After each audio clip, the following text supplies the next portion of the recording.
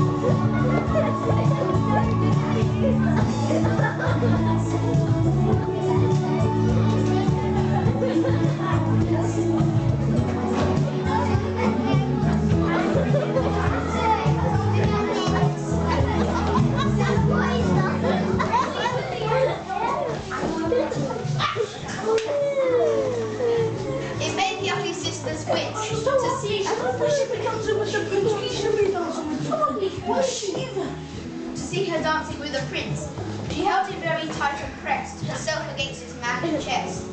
The prince himself was turned to pulp. All he could do was gasp and go.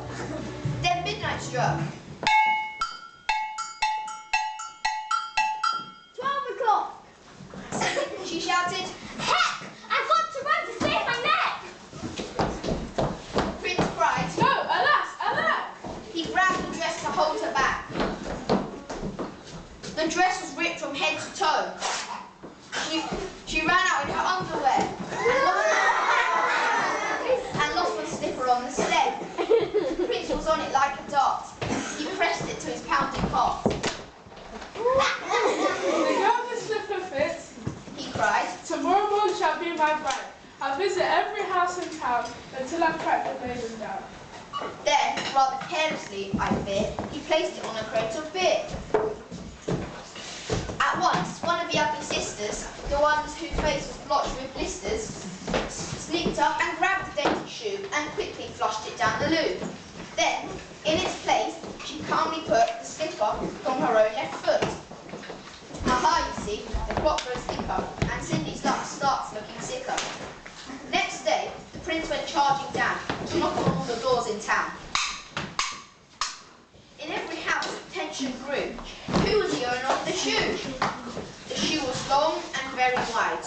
A normal foot got lost inside. Also, it smelled a wee bit icky. The owner's feet were hot and sticky. Thousands of eager people came to try it on, all in vain. Now came the ugly sisters go.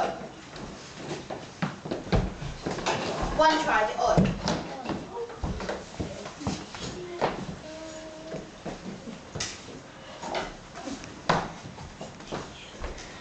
"Yes, it fits, Whoopee! So now you've got to marry me!" The prince was right from ear to ear. He muttered, "Let me out of here!" "Oh no, you don't! You made a vow! There's no way you can back out now!" "Off with her head!" The prince went back.